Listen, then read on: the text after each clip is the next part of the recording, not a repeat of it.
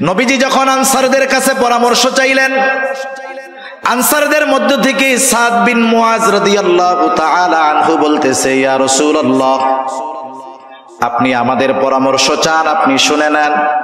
আপনি যদি আমাদের সবাইকে সমুদ্রের তীরে দাঁড় করায়া দেন আর যদি নির্দেশ দেন যে তোমরা সবাই এই সমুদ্রের বুকে ঝাঁপায়া পড়ো, ইয়া রাসূলুল্লাহ, আপনি দেখবেন আপনার আদেশ এই দেওয়ার পরে একটা মানুষকেও আপনি সমুদ্রের তীরে দাঁড়ানো অবস্থায় দেখতে পাবেন না। আপনি শুধু নির্দেশ দিবেন। তিনি বলতেছেন আপনি শুধু দেখবেন, যুদ্ধের ময়দানে আমরা যা করব তা আপনার হৃদয়ে প্রশান্তি আনবে।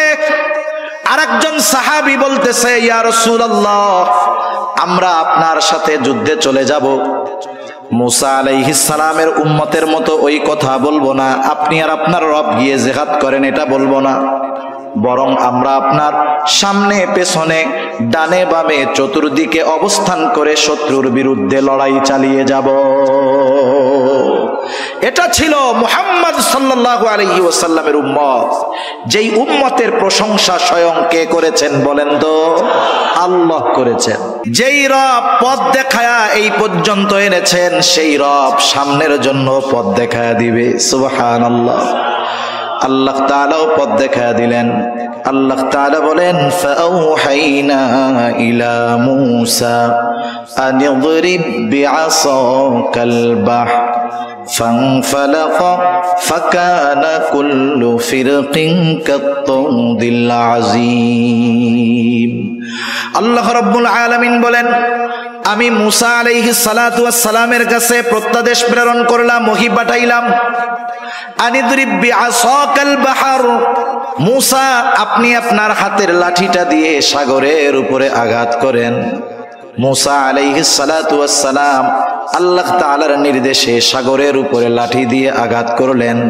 লাঠি দিয়ে আঘাত করার সাথে সাথে ফাংফালাক, লাঠির আঘাতে সাগর ফেটে দুই খণ্ড হয়ে গেল। ফাকানা কুল্লু ফিরকিন কাত্তাউদিল আযীম, দুই খণ্ড হয়ে গেছে। শুধু তাই না, এভাবে ফেটে দুইটা খণ্ড দুই দিকে এরকম উঁচু হয়ে পাশা পাহাড় সাদৃশ্য উঁচু দেয়ালের মতো হয়ে গেছে, মধ্যে ফাঁকা হয়ে গেছে। আল্লাহ তাআলার আদেশ, মুহূর্তের ভিতরে ওই কর্দময় জমিনটাকে শুকনা ঠনঠনা আল্লাহ তাআলা বানায়া দিলেন। বনি ইসরাইলের গোত্র হলো 12টা, 12 গোত্রের জন্য 12টা রাস্তা তৈরি হয়ে গেল। এইবার মুসা আলাইহিস সালাম তার উম্মতদেরকে নিয়ে এই সাগরের তলদেশ দিয়া রাস্তা পাড়ি দেওয়া শুরু করে দিলেন। এই জামানায় টানেল দেখা তো আমরা অবাক হয়ে যাই, আরে সমুদ্রের তল দিয়া রাস্তা। আল্লাহ তাআলা তো প্রায় 5000 বছর আগে টানেল দেখায় দিয়েছেন, ঠিক কিনা বলেন? প্রযুক্তি যেটা 5000 বছর পরে করতেছে, আল্লাহ তাআলা সেটা 5000 বছর আগে দেখায় দিয়েছে। আল্লাহ রাব্বুল আলামিনও জানায় দেন, বনি ইসরাইলদের জন্য রাস্তা, ফেরাউন চলে আসছে কাছে। মুসা আলাইহিস সালাম উম্মতদেরকে নিয়ে মাঝ রাস্তায় পৌঁছিয়েছেন। এখানে একটা বিষয় পরিষ্কার হওয়া যায়, আমরা অনেক সময় শুনি ফেরাউন নীল দরিয়ায় ডুইবা মরছে, কিন্তু শব্দ অবস্থা এটা বলে না। শব্দ অবস্থা বলে ফেরাউনের সলিল সমাধি হয়েছে লোহিত সাগরে। আরবিতে একটা শব্দ হলো নাহরুন, আর একটা হলো বাহরুন। নাহরুন মানে নদী, বাহরুন মানে হলো সমুদ্র। আল্লাহ তাআলা এখানে এটা বলেন নাই, আনিদরিব বিআসাকাল বাহর বলছেন। তার মানে বোঝা গেল মুসা আলাইহিস সালাম লাঠি দিয়ে নাহারের উপরে আঘাত করেন নাই, বরং বাহারের উপরে আঘাত করেছে। আর সম্প্রতি সময়ে এসে একজন বিজ্ঞানী আছে, ডাক্তার মরিস বুকাইলি। উনি ফ্রান্সের একজন বড় ডাক্তার, আল্লাহর বান্দা, মুসলমান হয়েছে, মারাও গেছে। এই ডাক্তার মরিস বুকাইলি উনি ফেরাউনের এই দেহ নিয়ে গবেষণা করছে।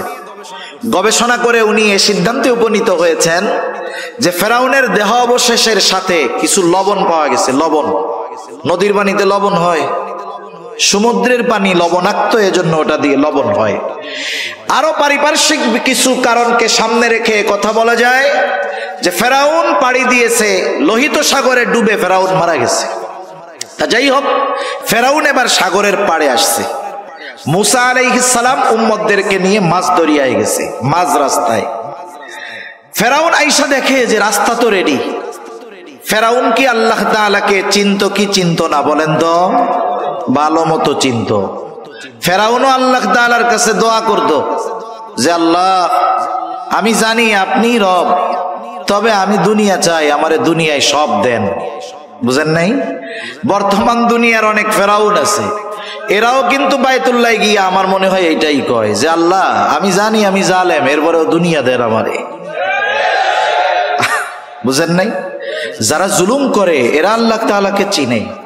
মক্কার কাফেররাও আল্লাহ তাআলাকে চিনত, চেনার পরে বিরোধিতা করত। ফেরাউন বুঝতে পারছে যে এই রাস্তায় আমার জন্য নিরাপদ নয়। কিন্তু মানুষ যখন অবাধ্যতার চূড়ান্ত পর্যায়ে পৌঁছিয়ে যায়, অহংকারের চূড়ান্ত সীমায় পৌঁছিয়ে যায়, নাফরমানির চূড়ান্ত অবস্থায় পৌঁছে যায়, সে তখন এমন কিছু সিদ্ধান্ত নিয়ে বসে যেটা তার চূড়ান্ত পতনের কারণ হয়ে যায়। ফেরাউনও সীমা লঙ্ঘন করে ফেলছে। আল্লাহ তাআলা সেই কথা বলেন, وجاوزنا ببني إسرائيل البحر فأتبعهم فرعون بجنوده بغيا وعدوا। ফেরাউন তার সৈন্য সামন্ত সহ অহংকারের বশীভূত হয়ে বনী ইসরাইলদেরকে সমূলে নির্মূল করার লক্ষ্যে তার সৈন্যবাহিনী সহ তাদের পেছনে অনুসরণ করা শুরু করলো। মুসা আলাইহিস সালাম তার উম্মতদেরকে নিয়ে অপর প্রান্তে চলে গেছেন, আর ফেরাউন তার বাহিনী নিয়ে মাঝ রাস্তায় গিয়েছে। বলেন তো, এই সমুদ্রের রাস্তাটা কি সব সময়ের রাস্তা নাকি? মাঝে মধ্যে দেখবেন হাইওয়েতে যখন ব্রিজের কাজ হয়, রাস্তার কাজ চলতেছে, ব্রিজের কাজ যখন চলে, সাইড দিয়া আর একটা পার্শ্ব রাস্তা বানায় কি বানায় না? বলেন তো, যখন মূল রাস্তা ব্রিজ হয়ে গেল, পাকা হয়ে গেল, পার্শ্ব রাস্তার প্রয়োজন আছে? কেউ যদি এমপি সাহেবের কাছে গিয়ে বলে, এমপি সাহেব এক কাজ করেন, এই যে পার্শ্ব রাস্তা এটা তো এখন ব্যবহার হয় না, নষ্ট হয়ে যাচ্ছে, 5 লাখ বাজেট করেন, ওইটা আমরা ঠিক করি। এমপি সাহেব কি বলবে? এমপি সাহেব বলবে যে শোনো, ওইটা ঠিক করার তো দরকারই নাই, বরং ওই জায়গার যে মাটি আছে ওইটা কাইটা তুমি নিয়ে যাও, এতে আরো ঝামেলা যাবে। ঠিক কিনা বলেন? ছিল ব্যবহার শেষ, প্রয়োজন শেষ, ও রাস্তার আর কোনো দরকার নাই। আল্লাহ তাআলা রাস্তা বানিয়েছেন বনী ইসরাইলের জন্য, তাদের ব্যবহার যখন শেষ, রাস্তার প্রয়োজনও শেষ। ফেরাউন মাঝ রাস্তায় সৈন্য সামন্ত নিয়ে পৌঁছাছে। আল্লাহ তাআলা আদেশ দিলেন, পানি তুমি আগের অবস্থায় ফিরে যাও, কারণ আল্লাহ তাআলা হলেন এমন এক মহাপরাক্রমশালী সত্তা, তিনি যখন যা চান, যা ইচ্ছা করেন, শুধু বলেন হও, তৎক্ষণাৎ সেটা হয়ে যায়। আল্লাহ তাআলা বলেন, ইন্নামা আমরুহু ইযা আরাদা শাইআন আন ইয়াকুলা লাহু কুন ফায়াকুন। আল্লাহ তাআলা যা চান শুধু বলেন কুন হও, ফায়াকুন তৎক্ষণাৎ হয়ে যায়। এইবার ওই সমুদ্রের দুই দিকের পানি একসাথে যখন ফেরাউন আর তার সৈন্য সামন্তের উপরে পড়ছে, একজনেরও নিচের থেকে উপরে আসার সুযোগ হয় নাই, সবগুলা ওইখানেই শেষ। কিন্তু আল্লাহ তাআলা তো ফেরাউনকে এত সহজে ছেড়ে দিবেন না। জিবরাইল আলাইহিস সালাতু ওয়াস সালাম হাজির, সমুদ্রের তলদেশ থেকে এক টান দিয়া ফেরাউনকে উপরে নিয়ে আসছে। ফেরাউনকে উপরে নিয়ে আসছে একটা টান দিয়া। এইবার চুবনি চলতেছে, চুবনি। ফেরাউন বুঝতে পারছে আজকে ধরা পড়ে গেছি, আজকে আর আমার বাঁচার কোনো উপায় নাই। ফেরাউনকে চুবানো শুরু হয়ে গেছে। মূলত এটা হলো ফেরাউনের উপরে আল্লাহ তাআলার গজব। ফেরাউন যখন বুঝতে পেরেছে এতকাল আল্লাহ তাআলা ছাড় দিয়েছে, আজকে আর আল্লাহ তাআলা ছাড় দিবেন না, এইবার ফেরাউন ঈমান আনার ঘোষণা দিচ্ছে, ঈমান আনার ঘোষণা। ফেরাউন বলে, আমানতু আন্নাহু লা ইলাহা ইল্লাল্লাযী আমানাত বিহি বানু ইসরাঈল ওয়া আনা মিনাল মুসলিমিন। বলে আমি ঈমান আনলাম, বনি ইসরাইলেরা যার উপরে ঈমান আনছে আমি তার উপরে ঈমান আনলাম যে আল্লাহ ছাড়া কোনো ইলাহ নাই। মনে রাখতে হবে, যখন কোনো জাতির উপর গজব আসে, গজব চলে আসলে, আযাব চলে আসলে তাওবা কবুল হয় না, ঈমান কবুল হয় না। ফেরাউনের উপরেও গজব চলে আসছে, বলেন তো এখন ফেরাউনের ঈমান কবুল হবে নাকি? গজব আসার আগে তাওবা করতে হয়। যেমন হযরত ইউনূস আলাইহিস সালাতু ওয়াস সালামের সম্প্রদায় বারবার দাওয়াত দেন, তাদের মধ্যে কোনো পরিবর্তন নাই। ইউনূস আলাইহিস সালামের সম্প্রদায়ের একটা অভ্যাস ছিল, তারা প্রতিদিন সকালবেলায় গোসল করে খাওয়া দাওয়া করে দিনের শুরুর কাজ ছিল ইউনূস আলাইহিস সালামকে কষ্ট দেওয়া। প্রতিদিন সকালে গিয়ে প্রথমে এই কাজ তারা করত, এটা না করলে তাদের দিন ভালো যাইত না।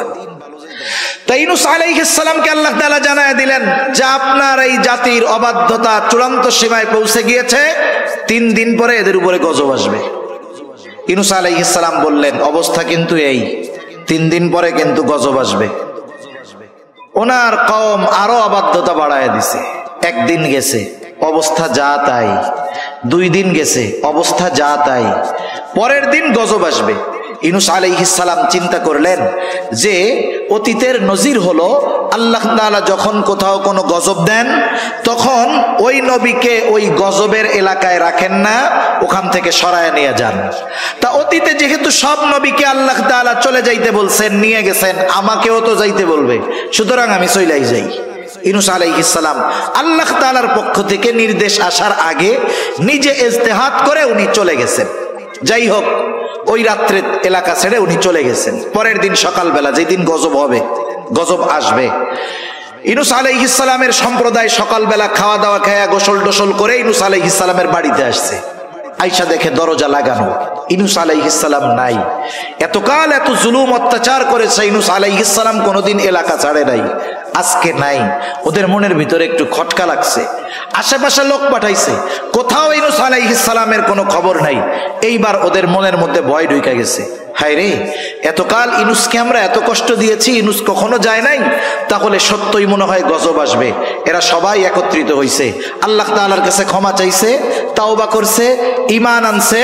যেই গজব আসার কথা ছিল, গজব আসার আগে ঈমান আনার কারণে আল্লাহ তাআলা তাদের উপর থেকে গজবকে উঠায় নিয়েছে। সুবহানাল্লাহ।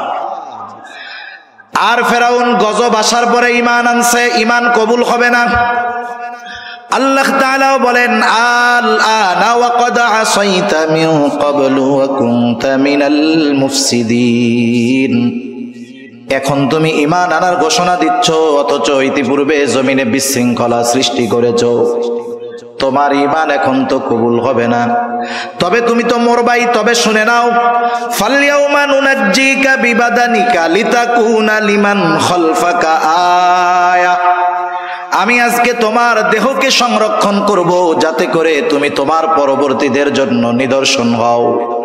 আল্লাহ তাআলা ফেরাউনের দেহকে এমন ভাবে সংরক্ষণ করেছেন, সমুদ্রের কোনো মাছ তার দেহ খায় নাই, পোকা লাগে নাই।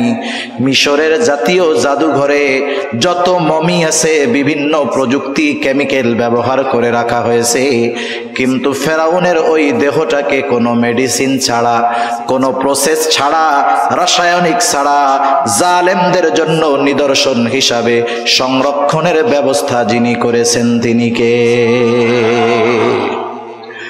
আল্লাহ তাআলা ফেরাউনের দেহকে সংরক্ষণ করছে, সাধারণ পাবলিকের জন্য নয়, বিশেষ করে তাদের জন্য যারা শাসকের আসনে বসে জনগণের খাদেম হওয়ার পরিবর্তে জনগণের উপরে জুলুম করে, তাদের জন্য।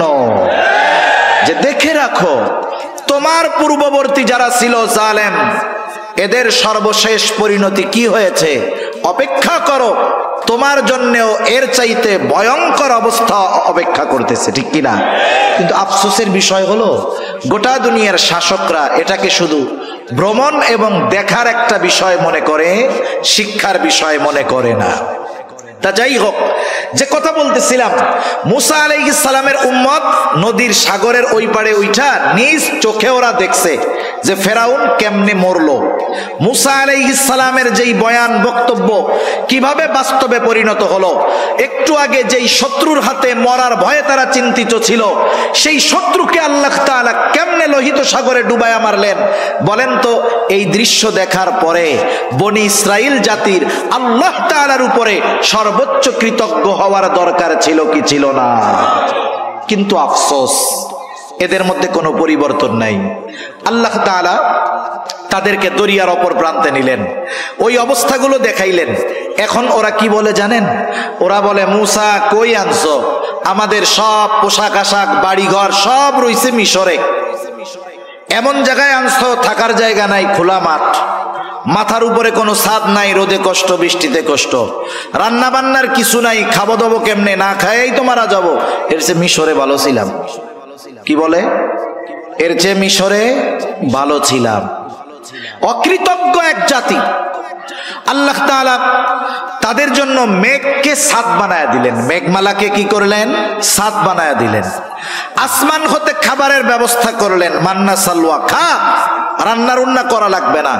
এরা খাইতে থাকলো, আরামে থাকতে থাকলো।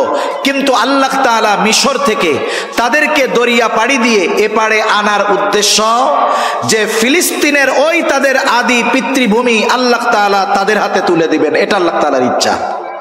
তবে ওই সময় ফিলিস্তিনে জেরুজালেমে শাসন করত এক গোত্র, তাদের নাম হলো আমালিকা। এরা সম্ভবত আদ গোত্রের পূর্বসূরি ছিল আর কি। দেহের গঠন ছিল বিশাল আকৃতির। এরা খুব বীর বাহাদুর এক জাতি ছিল।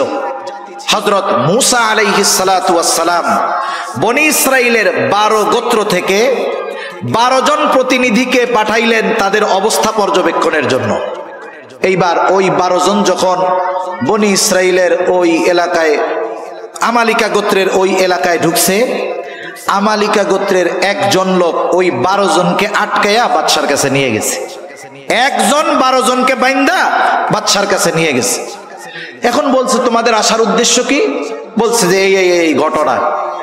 বাদশাহ অন্যান্য সবার লোকজন যারা, তাদের সাথে আলোচনা করে বলছে এদেরকে ছাইড়া দেন। ছেড়ে দিলে ওরা ওদের গোত্রের কাছে গিয়ে যখন আমাদের এই শক্তির কথা বলবে, ওরা স্বপ্নেও জেরুজালেমে আসার কথা চিন্তা করবে না। এ চিন্তা করে বাদশা 12 জনকে ছেড়ে দিছে। মুসা আলাইহিস সালামের কাছে এরা গিয়ে বলতেছে, কাহিনী তো এই, এলাকা তো খুব সুন্দর, সুজলা সুফলা, শস্য শ্যামলা, কিন্তু অবস্থা হলো তারা এমন এক জাতি যাদের সাথে যুদ্ধে জয়ী হওয়া আমাদের জন্য সম্ভব না। মুসা আলাইহিস সালাম এই 12 জন প্রতিনিধিকে বললেন যে তোমরা তোমাদের গোত্রের লোকদের কাছে গিয়ে বলবা যে খুব সুন্দর দেশ, তবে তারা যে এক বীর বাহাদুর জাতি এটা তোমরা কারো কাছে বলবা না। কিন্তু আফসোস, 2 জন ছাড়া বাকি 10 জন তাদের গোত্রের লোকদের কাছে গিয়ে বলল, শোনো, দেশ কিন্তু সুন্দর, কিন্তু ওই দেশের লোকজন এইরকম, আমরা 12 জন গেছি, একজনেই 12 জনরে প্যাকেট করে ফেলছে। একটু আগে তো ওরাও রাজি ছিল ওই দেশে যাওয়ার, যখন শুনছে কাহিনী এইরকম, ওরা এবার গো ধইরা বসছে যে আমরা এই যুদ্ধে যাব না, আমাদের ওই দেশে যাওয়ার দরকার নাই, আমাদের মিশরই ভালো। এই অবস্থায় মুসা আলাইহিস সালাতু ওয়াস সালাম তাদেরকে কি বলতেছেন সে কথাগুলোই আমি আপনাদের খেদমতে কোরআনুল কারীমের সূরা মাইদা থেকে তিলাওয়াত করেছি। কষ্ট হচ্ছে না তো আপনাদের? আমি আর বেশি সময় নিব না, কারণ অনেক সময় আছে। ভূমিকায় বা শুরুতে কিছু কথা বইলা নিলে মূল কথা অল্পতে বোঝানো যায়, এজন্য আগের কথাগুলো বেশি বললাম, পরের গুলা জানি অল্পতে বুঝেন, এই জন্য আর কি। তা মুসা আলাইহিস সালাম তাদের কাছে আসলেন, আয়েশা আল্লাহ তাআলা যে তাদেরকে কত নেয়ামত দিয়েছেন এই নেয়ামতের কথাগুলো আগে স্মরণ করাইলেন, তথা জিহাদের নির্দেশ দেওয়ার আগে ভূমিকাতে আল্লাহ তাআলার নেয়ামতের কথাগুলো তাদের স্মরণ করায় দিলেন। যেমন সূরা ফাতিহা যখন আমরা তিলাওয়াত করি, সূরা ফাতিহার একটা নাম হলো সূরাতুদ দুআ। কি বলেন তো? সূরাতুদ দুআ। ঘুম আসতেছে আপনাদের? এটা তাকবীর দেন তো, নারায়ে তাকবীর, নারায়ে তাকবীর। মাশাআল্লাহ, মোটামুটি সজাগ আছেন। সূরাতুদ দুআ। কেন? কারণ এই সূরার মধ্যে আমরা আল্লাহ তাআলার কাছে এমন এক দোয়া করি যেই দোয়াটা শিখিয়েছেন কে? এবং পৃথিবীর সর্বশ্রেষ্ঠ দোয়া আমরা আল্লাহ তাআলার কাছে করি। নামাজের মধ্যে ঢুইকা যখন প্রথমেই ইমাম সাহেব সূরা ফাতিহা তিলাওয়াত শুরু করেন, অথবা আমরা একা যখন পড়ি নিজেরা তিলাওয়াত করা শুরু করি, বলেন তো শুরুতেই কি দোয়াটা করি? না না, প্রথমে ভূমিকায় কিছু কথা বলি। কি বলি? আলহামদুলিল্লাহি রাব্বিল আলামিন, আর রহমানির রহিম, মালিকি ইয়াউমিদ্দিন, ইয়্যাকা না'বুদু ওয়া ইয়্যাকা নাস্তাঈন। এই পর্যন্ত হইল ভূমিকা। আল্লাহর প্রশংসা করি, আল্লাহ তাআলার কিছু গুণকীর্তন বর্ণনা করি, তার ক্ষমতার কথা বর্ণনা করি। এরপরে বলি যেহেতু আপনি এমন দয়াময়, আপনি এমন ক্ষমতাধর, তাইলে এক কাজ করেন, আমাদের একটা জিনিস দেন। কি চাবো সেটাও আল্লাহ শিখায়া দেন। আল্লাহ বলেন, বান্দা চাবা কি শোনো, বলো ইহদিনাস সিরাতাল মুস্তাকিম। আল্লাহ তাআলার কাছে আমরা সিরাতে মুস্তাকিমের উপরে অটল থাকার প্রার্থনা করি। এটা দুনিয়ার সবচেয়ে বড় নেয়ামত এবং দুনিয়ার সবচেয়ে দামি দোয়া। তার মানে কিছু চাওয়ার আগে, কিছু বলার আগে ভূমিকাতে একটু গুরুত্বপূর্ণ কথা বললে ওই চাওয়ার মধ্যে একটা আবেগ থাকে, দরদ থাকে, ঠিক কিনা বলেন? মুসা আলাইহিস সালাম তাদেরকে জিহাদের নির্দেশ দেওয়ার আগে মুসা আলাইহিস সালাম ভূমিকাতে কিছু নেয়ামতের কথা তুলে ধরেছেন। 3টা নেয়ামতের কথা। কয়টা নেয়ামত? 3টা নেয়ামত। একটা তো দেখছে যে কেমন ভাবে সমুদ্র থেকে, ফেরাউনের কবল থেকে আল্লাহ তাআলা তাদেরকে বাঁচাইলো, এটা তো দেখছে, বড় এক অনুগ্রহ। এবার মুসা আলাইহিস সালাম তার সম্প্রদায়ের কাছে বলতেছে, وَإِذْ قَالَ مُوسَى لِقَوْمِهِ يَا قَوْمِ اذْكُرُوا نِعْمَةَ اللَّهِ عَلَيْكُمْ إِذْ جَعَلَ فِيكُمْ أَنْبِيَاءَ وَجَعَلَكُمْ مُلُوكًا। মুসা আলাইহিস সালাম তার কওমকে বলতেছে, হে আমার সম্প্রদায়, আল্লাহ তাআলার ওই নিয়ামতগুলো স্মরণ করো যেগুলো আল্লাহ তাআলা তোমাদেরকে দিয়েছেন। কি নিয়ামত? 1 নম্বর নিয়ামত, ইয জাআলা ফীকুম আম্বিয়া, তোমাদের মধ্য থেকে আল্লাহ তাআলা অনেক পয়গম্বর প্রেরণ করেছে। হযরত ইসমাঈল আলাইহিস সালাতু ওয়াস সালাম যখন মক্কায় বসতি স্থাপন করলেন, বনি ইসমাঈল থেকে আর কোন নবী নাই, একবারে শেষ নবী মুহাম্মদুর রাসূলুল্লাহ। কিন্তু বনি ইসরাইল থেকে ঈসা আলাইহিস সালাম পর্যন্ত যত নবী আসছে, ইয়াকুব আলাইহিস সালাম থেকে নিয়ে ঈসা আলাইহিস সালাম পর্যন্ত যত নবী আসছে, সব বনি ইসরাইলের নবী। নবীজি এক হাদিসের মধ্যে বলেন, বনি ইসরাইল কখনো নবী শূন্য থাকে নাই। যেখানেই তাদের বসবাস ছিল, স্থান ছিল, আল্লাহ তাআলা এক নবীর মৃত্যু হলে আর এক নবী পাঠায়া ওই শূন্য স্থান পূরণ করেছে। আমাদের সমাজের মধ্যে, গোত্রের মধ্যে, বংশের মধ্যে কারো বংশে যদি 10টা বিসিএস ক্যাডার থাকে, বলেন তো ওই গ্রামের মধ্যে ওই বংশের পাওয়ার কম না বেশি? নিজে যা হয় হোক, মানুষের কাছে বলে বেড়ায় আমি ওই বংশের লোক, আমার বংশে 10টা বিসিএস ক্যাডার আছে।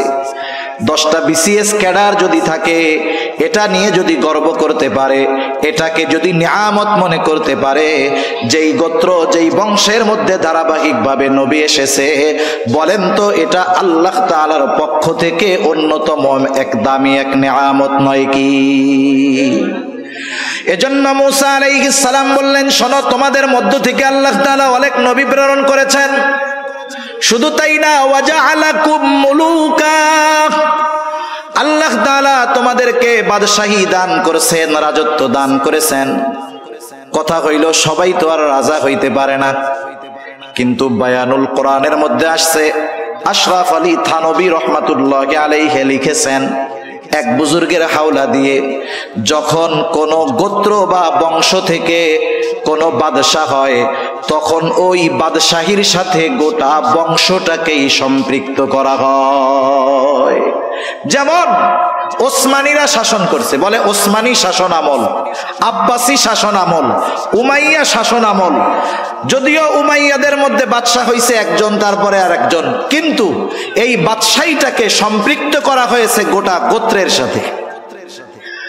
মুসা আলাইহিস সালাম বললেন, আল্লাহ তাআলা তোমাদেরকে বাদশাহী দান করছে, বড় বড় বাদশাহ বনি ইসরাইলদের মধ্য থেকে হয়েছে। শুধু তাই না, মুসা আলাইহিস সালামের পরে আল্লাহ তাআলা বাদশাহী দিয়েছেন সুলাইমান আলাইহিস সালামকে, বনি ইসরাইলের নবী। এমন বাদশাহী দিয়েছেন, গোটা দুনিয়ার বাদশাহী আল্লাহ তাআলা দান করেছেন।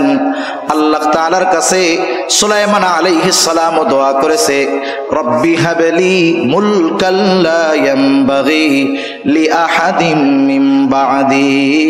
আয় আল্লাহ, আমাকে আপনি এমন এক রাজত্ব দান করেন যেই রাজত্ব আমার পরে আপনি আর কাউকে দিবেন না।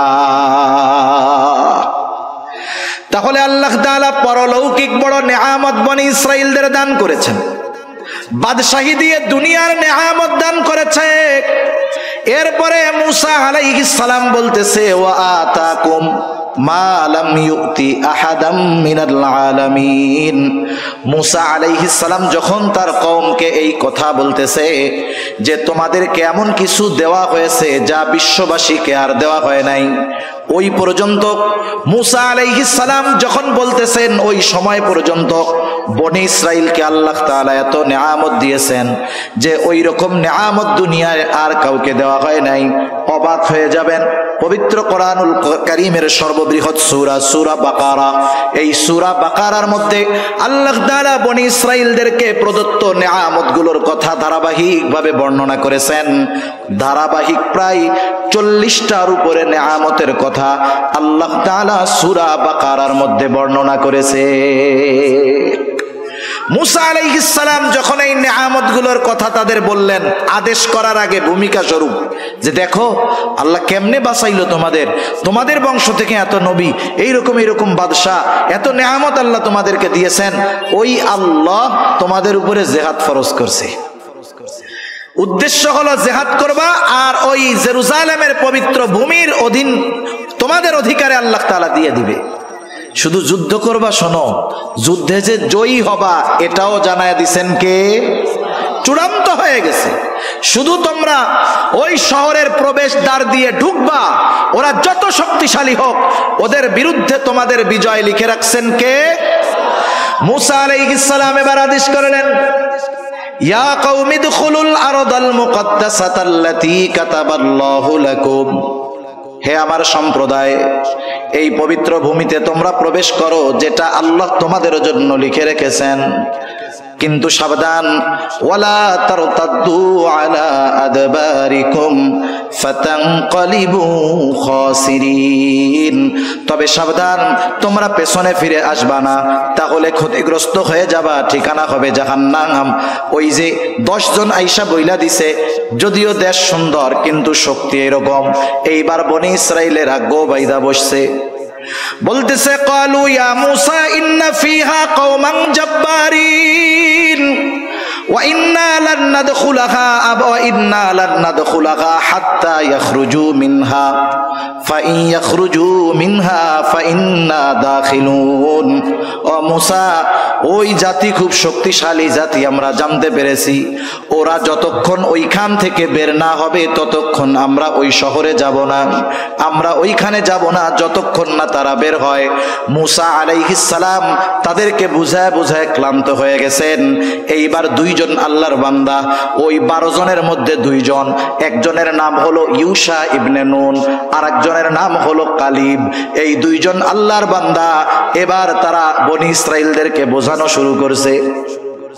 নবী বুঝাইয়া ক্লান্ত হয়ে গেছে, এইবার অন্য 2 নেক বান্দা বুঝাইতেছে। قال رجلان من الذين يخافون أنعم الله عليهم ادخلوا عليهم الباب فإذا دخلتموه فإنكم غالبون। 2 আল্লাহর বান্দা যাদের উপরে আল্লাহ তাআলার অনুগ্রহ ছিল, এই 2 আল্লাহর বান্দা তাদেরকে বলতেছে, তোমরা ওই শহরের প্রবেশদ্বার দিয়ে প্রবেশ করো, তোমরা শুধু দরজা দিয়ে প্রবেশ করবা, আর তোমরা জয়ী হয়ে যাবা, তোমাদের কোনো চিন্তা নাই, ভয় নাই, শুধু ওঠো আর দরজা দিয়ে ঢোকো। আল্লাহর উপরে ভরসা রাখো।